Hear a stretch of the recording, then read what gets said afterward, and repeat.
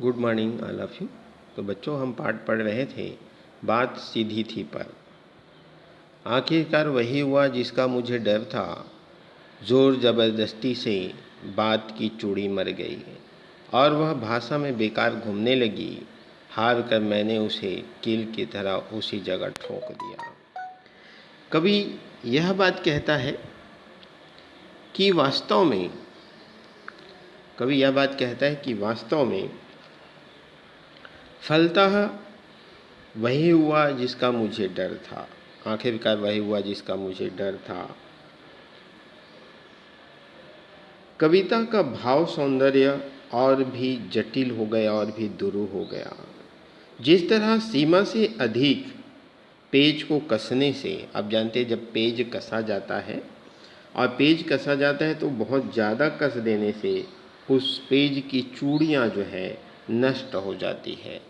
उसी प्रकार से और जब चूड़ियाँ नष्ट हो जाती है तो वह पेज केवल घूमती ज़रूर है, उसी स्थान पर ना ही कसाता है ना ही ढीला होता है, परंतु कसाता नहीं है, केवल घूमता चला जाता है।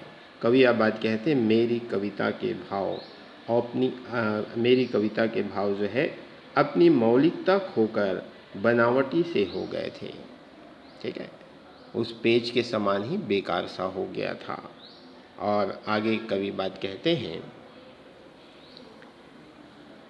ऊपर से ठीक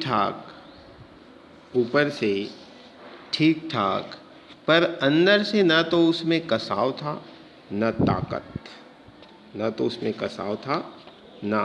ताकत। वास्तव में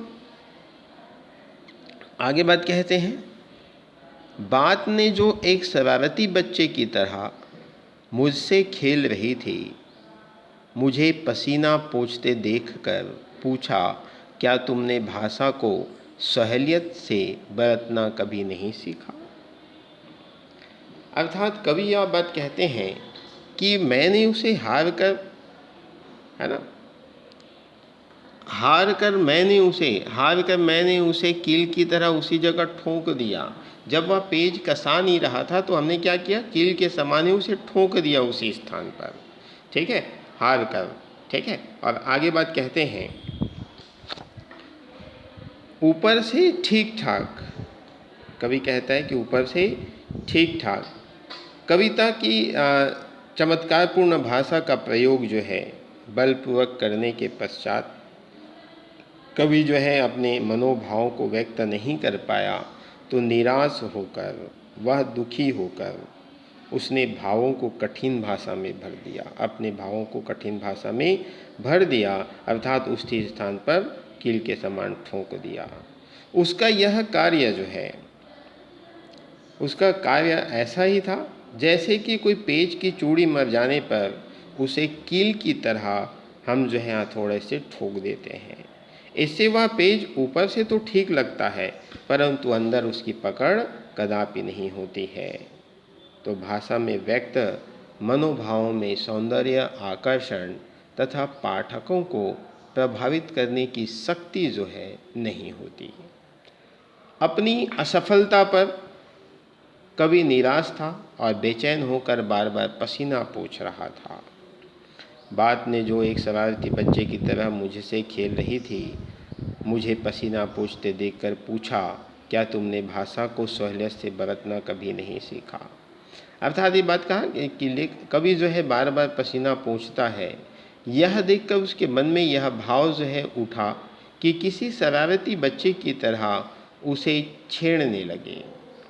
उन्होंने कवि से पूछा कि क्या वह सरल भावों की व्यंजना के लिए, अभिव्यक्ति के लिए सरल सुबोध भाषा का प्रयोग नहीं सीख पाया है अपनी सहेलियत के हिसाब से। इस प्रकार से वह अपने ही मनोभाव से प्रश्न करता है कि वास्तव में सरल भावों की व्यंजना के लिए सरल सुबोध भाषा का प्रयोग क्या वह अपनी सहेलियत के लिए नहीं सीख पाया है।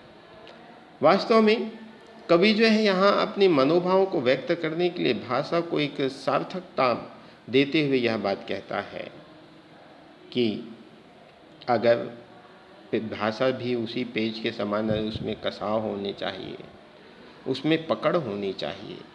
लेकिन पेज ना कसा रहा है ना पकड़ रहा है तो उसे हम कील के समान ठोक देते हैं। कवि यही बात कहता है कि वह भाषा जो है सरल नहीं था, उसमें दुरू थे, लेकिन मैं भी उसे कील के समान वहीं पर रख दिया था, कील के समान ठोक दिया था। ठीक है, तो ये बच्चे आपके पाठ समाप्त हो गए। धन्यवाद।